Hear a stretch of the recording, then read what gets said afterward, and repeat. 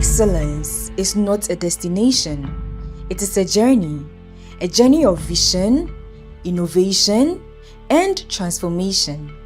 At KNUST, the pursuit of academic excellence has always been at the heart of our mission.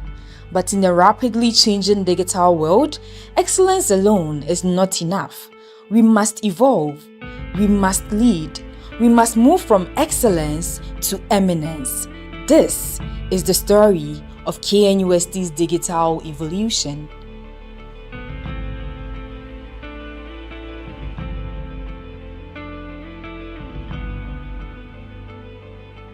From March 2020, something happened, and I'm sure a lot of you remember the famous fellow Ghanaians. The fellow Ghanaians was synonymous with COVID-19. The university issued the usual green letter, and normally when you see the green letter, you know that there's something that has to be done, an important information that has to be read. And so we read that message, and the university was on shutdown, and e-learning had to step in.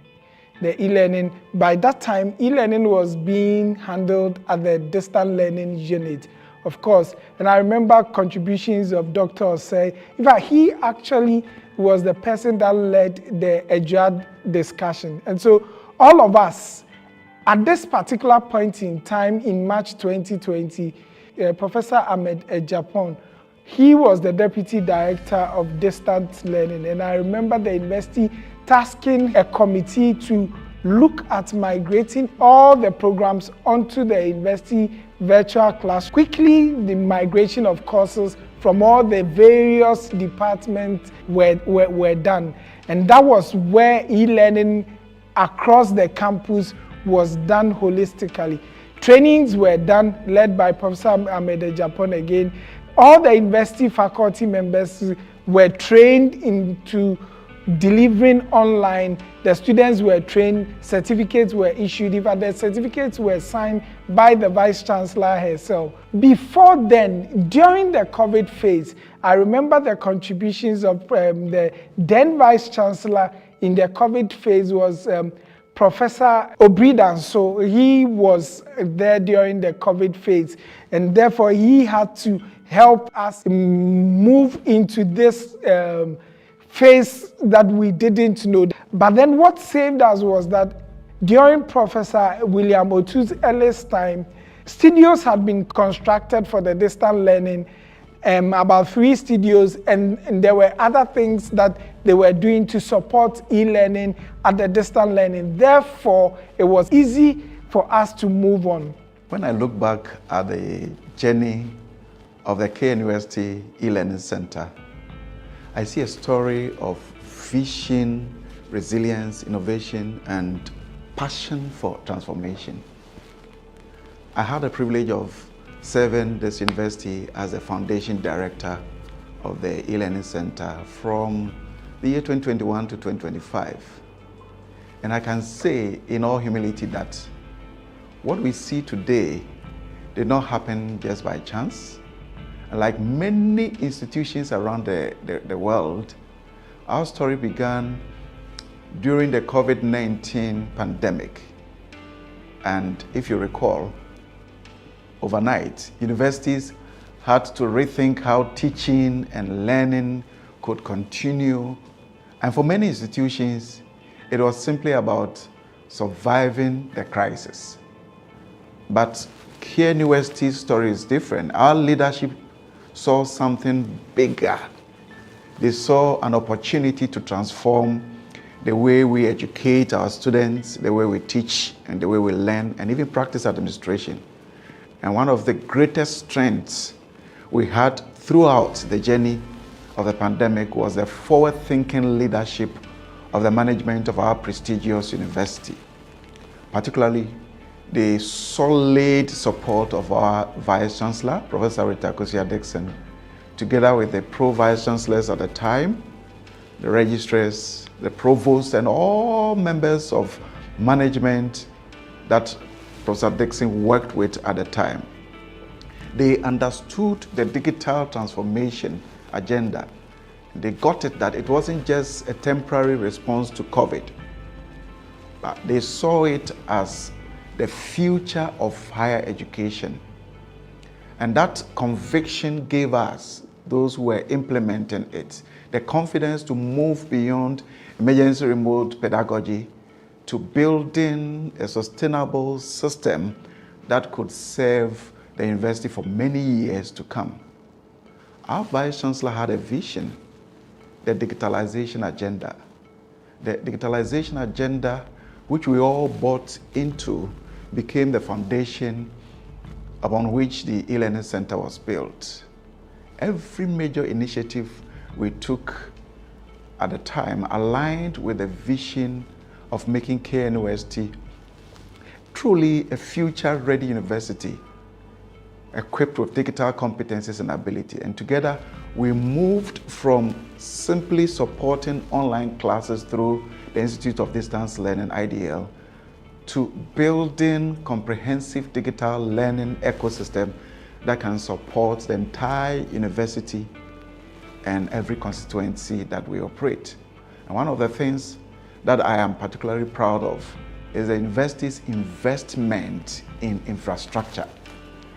We established 23 world-class multimedia production studios, instructional design facilities, virtual reality and virtual classroom support systems, computer-based examination resources, a fully equipped podcast studio, and even the immersive learning and pedagogy spaces. But infrastructure alone does not transform education. People do. And that is why capacity building became one of our greatest priorities. We trained hundreds of lecturers in instructional design, in online facilitation, in digital assessment, in effective use of educational technologies for teaching, for learning.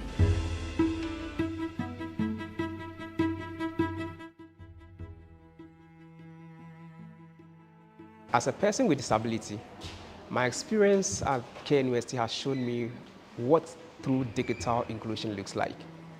There are certain physical barriers that I face, such as using the computer mouse. Yet, I have never felt excluded in the university digital learning environment.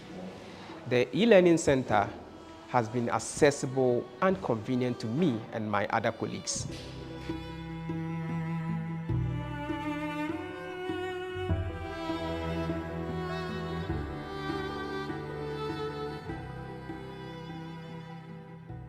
When I got admitted as an economics student in KNUST, I thought life on campus was going to be very difficult because I'll have to carry textbooks and big bags around whenever I have a class. But because of the learning management system, I'm able to access slides, videos, and quizzes on the virtual class, which has made my academic flow very, very comfortable on campus. And I remember there was one time where I had to rush to campus to submit an assignment. But because of the learning management system, I'm able to submit an assignment on the virtual class with a click of a button. Anytime I have a quiz, I no longer have to panic because there is an auto-save system which saves my work anytime there are challenges.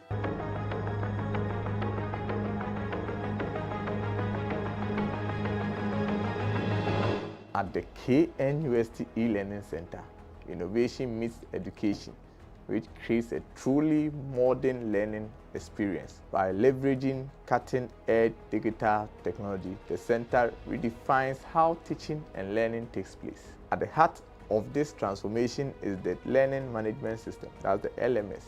This is a digital platform that enables lecturers to organize courses, deliver lecture materials, engage with students, administer assessment, and monitor learning progress, all in one place. Now, the center also features an immersive learning and pedagogy unit, which is equipped with the virtual reality technology.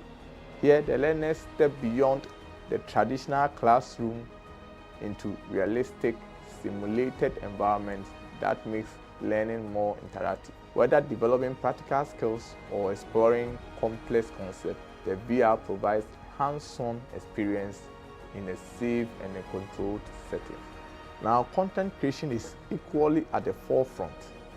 The e-learning center boasts of over 20 state-of-the-art teaching studios designed to support both synchronous and asynchronous teaching. Now, the studio enables educators to produce high-quality digital learning content that reaches students wherever they are. It has the examination and proctoring assessment unit and a dedicated podcast studio. These are all specialized facilities that continues to expand the possibilities of technology-enhanced teaching. As a leading science and technology university, we will be contributing our quota to the wealth of edtech solutions in the world by utilizing cutting-edge solutions and technologies from artificial intelligence, virtual and augmented reality to produce African-centric edtech solutions that solve our peculiar problems. Through our e-learning practice and research journal, we intend to become one of the leading voices in digital education scholarship in Africa and beyond. None of these things that I have mentioned will mean anything if we do not share it. Our digital equity and inclusion strategy will place devices and subsidized data in the hands of students that global platforms typically overlook, and will build learning systems that work even where connectivity fails. Access to knowledge will never depend on your location in moving forward. We are building a pipeline of micro-credentials, professional certifications, and executive education, working with industry leaders so that our graduates do not simply hold degrees. They will hold skills that market is waiting for. And we intend to do this not only for KNUST, but for the entire African region by establishing a West African training hub and sharing what we learn with every institution that is prepared to learn alongside us. This university carries the name of a man who believed that Africa's freedom would mean little if it did not also mean self-reliance, that is, the ability to build, to teach, and lead on its own terms. The knot of wisdom, as we've already said, is untied only by the wise. As KNUST, we believe that it is our sacred responsibility of leading the transformation of education on the continent through digital transformation of the systems in place. We know that achieving this will mean deliberate decisions. A very good morning to you. Welcome to another episode of the NaVALI podcast series. And today we're having a conversation about, finance. I know you've heard about digital coins, cryptocurrency, and Bitcoin. And with all this, I feel that you should understand before you commit yourself to any form of financial investment. Sure, whether at the bank or even online. My name is Mona Lisa and I will be your host. So today I have two distinguished gentlemen, one from the Bank of Ghana and another from the Securities and Exchange Commission to join me in this conversation. I'll allow them to introduce themselves and then we get straight to our conversation. Welcome, my gentlemen. It's a pleasure to meet you this morning. Could you please introduce yourselves before you tell me what NaVALI is all about? Thank you very much, Mona. Thank you to your cherished viewers as well. My name is Kenneth Eju. I'm with the legal department of the Securities and Exchange Commission, and I'm also part of the NaVALI team here in Kumasi. All right, thank you, everyone. My name is Philip Kwaos-Abuabe. I'm the head of the Virtual Asset Department at the Bank of Ghana. Okay, so when you mention NaVALI, explain to us what it's all about. Is it a project sort of, or is it an association, anything at all? Teach us. Okay, so NaVALI stands for National Virtual Assets Literacy Initiative. The key word in here is virtual assets. Take virtual assets as a swimming pool. You have a swimming pool which has a depth of about 10 feet, right? Now, everyone is swimming in that swimming pool, but you do not know how to swim, right?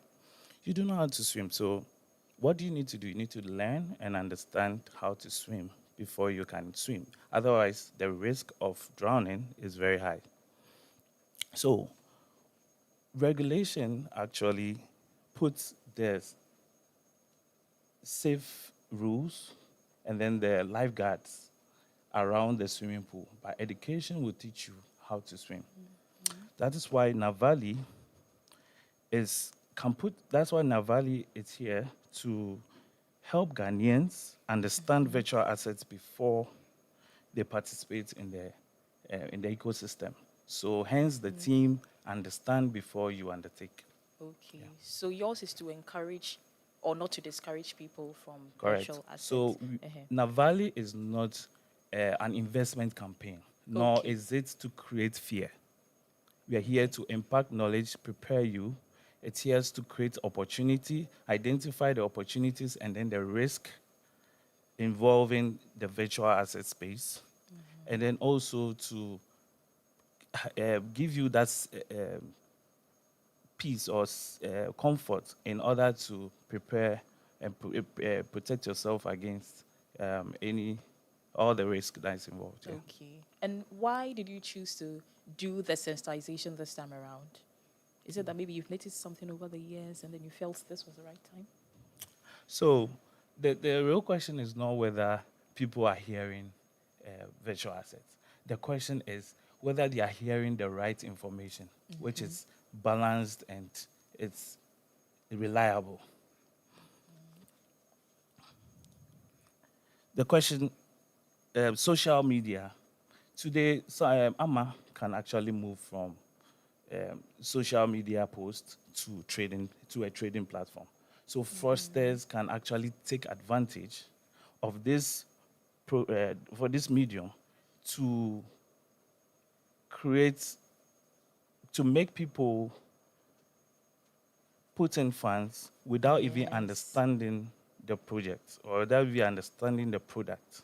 So we are here to create that awareness and expose all these fraudsters who will mislead you through advertisements, who would, most fraudsters are actually impersonating the financial institutions and some trusted institutions using logos of Bank of Ghana and SEC. So these are some of the reasons why we are here.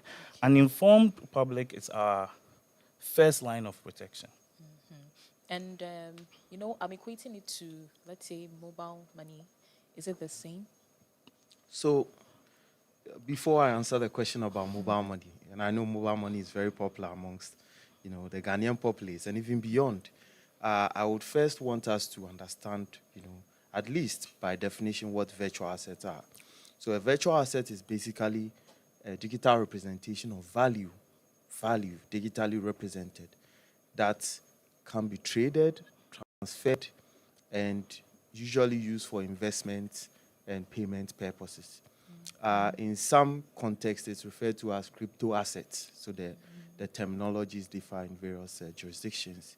And these, because of the digital nature of virtual assets, they usually operate on what is called a distributed ledger technology, common form of which is a blockchain, which sort of provides some form of decentralized platform through which these virtual assets operate for many people to have a view of how this whole thing operates, and also it gives some people that kind of flexibility, in the financial product. Now coming to the question of mobile money. Virtual assets differ from mobile money in the sense that, for mobile money, you are talking about a digital representation of fiat money, which is basically the Ghana cedi. So if you have 10 cedis in your mobile money, there's 10 cedis of the Ghana cedi, which is sitting in a bank supporting the 10 cedis that you have in your mobile money, right? And that, because the fiat currency is involved, is tied to the central authority, which is, in this case, the Bank of Ghana. For virtual assets, they operate, as I said, in a decentralized manner. And so you find various virtual assets on various platforms. And in fact, they evolved as a result of some push for, non-centralization of finance. So for virtual assets, one thing you also have to understand is they are very volatile. Whereas for mobile money, you have your one cedi, it's one cedi. unless you spend it or you transfer it, you have the 1 cedi in your account. So I think this is a distinction that I can give. Then there's also a term closely related to virtual assets, which is digital assets, which is like the broader umbrella under which virtual assets operate. So if you have a picture on your phone, it's a digital asset. Any digital property that you have can be a digital asset. But not all of them can be traded. Not all of them can be transferred or can be used for investment purposes. So that is what really distinguishes these digital assets broadly referred to from the virtual assets. Okay. And how do we store or keep it? All right. So in storing virtual assets, it's stored through digital wallets. Now, the virtual asset is actually recorded on a network. It is not your typical wallet or your typical purse where you take your money and put in your purse. These funds or assets are stored on the network. The wallet actually gives you access to the coins or the assets that are stored on the network. So what we are saying is, while the wallet manages the credentials that allows the user to access and transfer them, the coins will be sitting on the network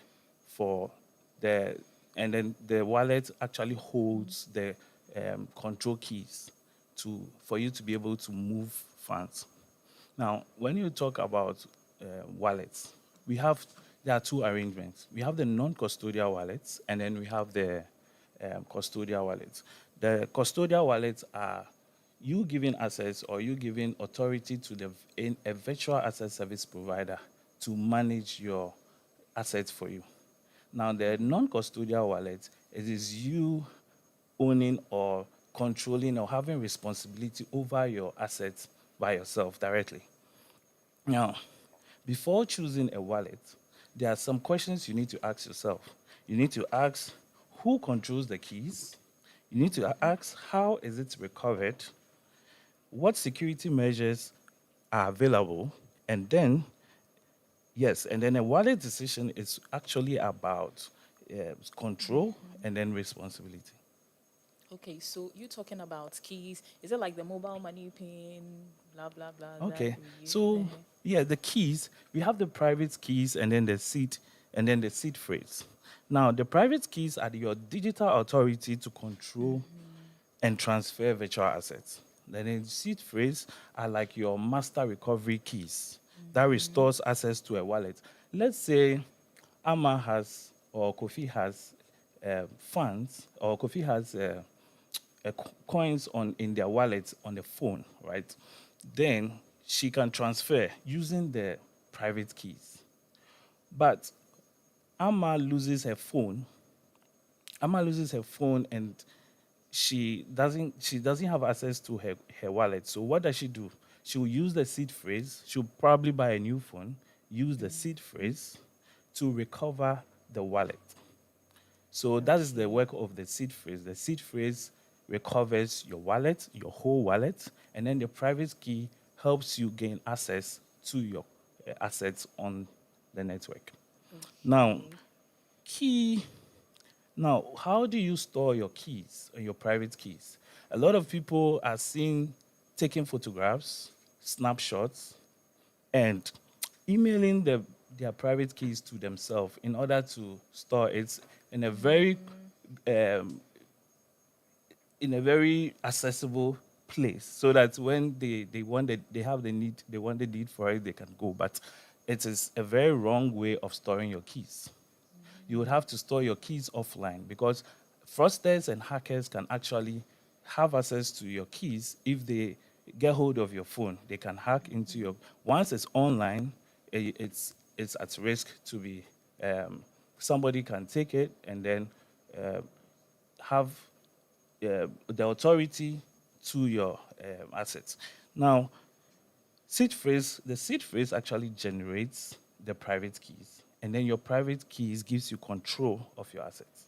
Okay, so that brings me to precautions. Are there some tricks people are likely to fall victim to? Because when you were saying that we should store things offline and all that, because Okay, usually I would store it online because So are there So any on precautions we should precautions, take? thank you for the question. I must say that's also part of the reasons why we're here. I mean, fundamentally, we have to say that this is now a regulated space, and I have in my hand the Virtual Assets Service Providers Act, which was passed in 2025 December. And so this virtual asset space is regulated, and what we say is that in terms of engaging, if you decide to engage in transactions in this space, first of all, you have to understand that it's a regulated space, and so you have to understand before you undertake, right? But now to the specific transaction-related precautions, Mr. Sebwabe mentioned that you have your private key, you have your wallet address. Just as you are sending money to someone and you want to be sure that you are sending it to the right person, you also have to take that precaution when you are dealing in virtual service to make sure you are sending to the right wallet address, for instance. Definitely, there are pins that are also involved, and you would want to protect those pins to ensure that you are not exposed. And then one key issue is the scams. These days, you have your phone and receive a message that click on this link to be connected to a cryptocurrency group and all of that. You have to be very wary of unsuspecting, suspicious links and these kind of schemes. And so what we say is that you always have to take the precaution and understand before you undertake. If you decide to engage in it and you are unsure, you can always reach out to the regulators, and we'll give you the details as we proceed on this. And then how would you be able to podcast. tell Yeah, that so- this particular scheme is fraudulent or is a scam?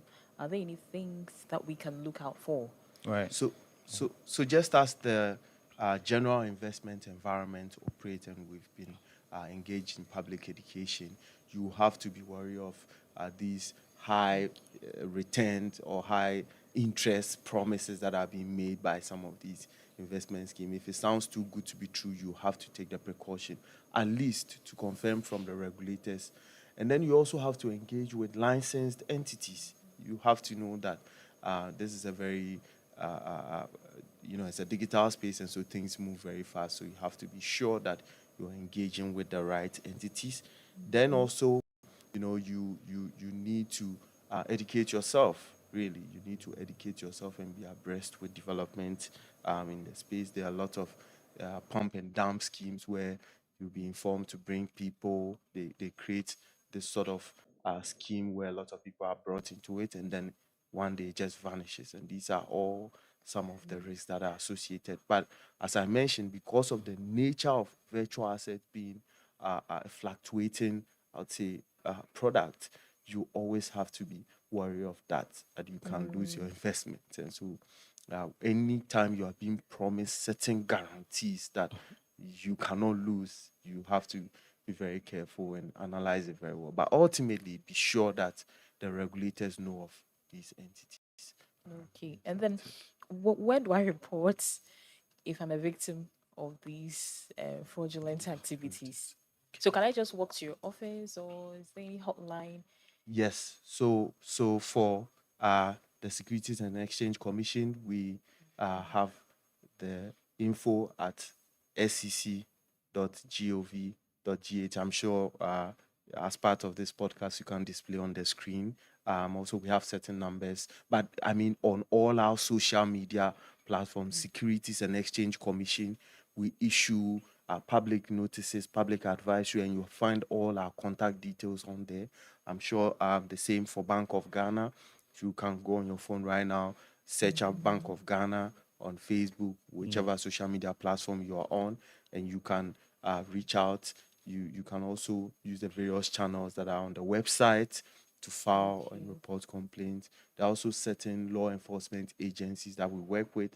For instance, you know that if you've been defrauded, you can call the Ghana Police. We work with IOCO, we work with Cybersecurity Authority. So this is a very collective joint action that we are taking to ensure that the investor public are protected.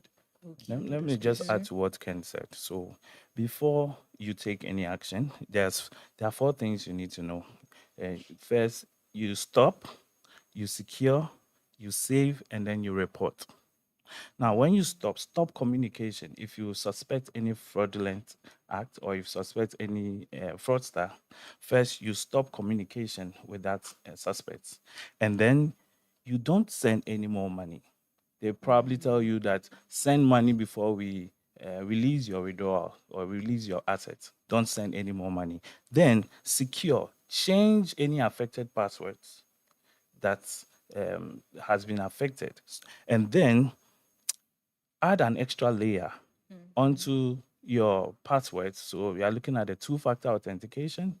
Then you save the evidence, all the evidence that that's probably you sending the funds, the receipts of the Momo transactions, the transaction IDs. You save all of them. If you communicated with the suspect on Telegram, mostly they like to use Telegram because you can easily go in there and delete all the chat history without your knowledge. So you can quickly go there and take screenshots of the chats and also the transaction ID. Very important. It's evidence that you actually sent funds to these people. Then you report. You report, as my brother said, Ken said, you report to the appropriate law enforcement, which is the FICs, the YOCOs, cyber security authorities, and the likes. Yeah. Sure, thank you. So what if I've already lost my money? Or is it that so long as a company is licensed with you, I'll still get my money back? So, licensing of an entity to engage in a virtual asset service does not guarantee that the product that they are offering, is secure. And I have mentioned this right from my very first statement that these virtual assets mostly are volatile, and so and some even operate on a demand and supply, and there are some speculations that also affect how they operate. And so licensing for us in the act is for those providing services around these virtual assets. So there's the technology and there are the service providers. And so, as I mentioned, the act is the Virtual Asset Service Providers Act. So we ensure that we regulate the service providers so that they play in a safe space. But the underlying products that they offer have their risks, and that's the technology, as I mentioned. So, in as much as we take the steps to ensure that you are dealing with the right platform operators and that the platform is secure and that they make certain reporting and disclosures so that we ensure they are in check, the product they are offering, just like you can take a genuine investment with an investment company and there may be certain economic factors that would affect it. These virtual assets also have factors that impact them. And so operating with a licensed entity doesn't guarantee that the product virtual asset product that you have taken is going to be secure, ultimately stable, and we have to make that clear. Okay. So I don't know whether you've also realized something. Anytime we mention the Bank of Ghana and the SEC, a lot of people confuse your rules. For me, I know, but I know a lot of people are listening and watching. What are your rules? Not your personal rules, but the Bank of Ghana and then this Securities and Exchange Commission. All right. So Bank of Ghana and the Securities and Exchange Commissions are co-regulated. In the Act, they are known as Relevant Regulatory Authority. Now, Bank of Ghana oversees payment systems, including payments, settlements, wallets, stablecoins, lending and borrowing, and any relevant financial service. And to add, the Securities and Exchange Commission, as the name suggests, we supervise or regulate the investment space. So anything investment related in Ghana, the Securities and Exchange Commission, and can be debt instruments if you want to engage in the equities, anything that has the semblance of securities or investment, you have to know that the Securities and Exchange Commission is involved in that regard. And so we, in our broader general mandate, we also advise people who fall victim of some of these fraudulent investment Yes, schemes, and yeah. even some of these entities that claim they are investment companies or they are offering investment but are not, to always ensure that you call the Securities and Exchange Commission to confirm before you engage with them. But as Mr. Seboabe mentioned, in the virtual asset space, we also work closely with the Bank of Ghana as relevant regulatory authorities to ensure that the investor public are protected. Okay, sure. Yeah. And we've come to the end of our conversation. Any message at all for the listening public? All right. So let me leave the listeners with these words: understand, protect, pause, and verify. Understand what you are buying before you commit your money. Protect your passwords, your private keys, and then your seed phrase. Guard them like they are like you would your Momo pin. Now, pause when someone creates urgency. You only need 30 seconds. 30 seconds for you to rethink what you are doing. Rethink what the before you hit the send button. Just pause 30 seconds. You might probably get a revelation and you might stop that transaction from going through, which will actually going to save you and save your assets. Then verify the persons and then the platform using our channels, either the BOG channels or the SEC channel. Then, if my final words is if it looks like a duck, walks like a duck, quack like a duck, it is probably a duck. So the best protection is not fear, it is informed judgment. Thank you.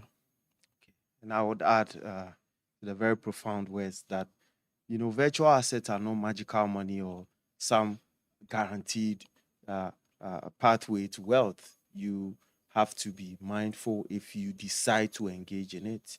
And I say that because we also don't want people to be confused about, what is legal tender in Ghana. The Ghana cedi is the legal tender, but people who choose to engage in virtual assets have to be mindful and take precaution to understand before you undertake, to ensure that you are protected. But we as regulators are also working through this NaVALI and many initiatives to ensure that the general populace understand before they engage in these virtual assets.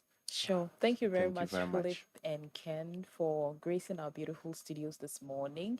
And for you, our listeners and viewers, if you found this conversation useful, you have to share it with whoever it is, because you don't know who may need it before they make a costly mistake. And I take the words of Philip, who says, save, secure, understand, Mhm. and Understand, protect, pause, and protect, verify. pause, and verify. Thank you very much, gentlemen, for sharing your knowledge with us to help us understand this space better. And until we come your way next time with more episodes of our NaVALI podcast, stay safe and don't make a costly mistake when navigating the virtual assets space. Bye bye.